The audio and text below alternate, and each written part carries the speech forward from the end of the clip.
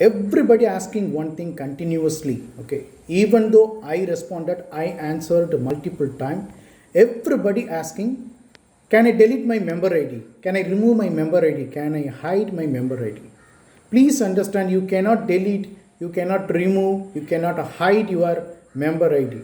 Once your service history created, you cannot do anything. Even you cannot edit your end date and start date as well. Okay, please understand.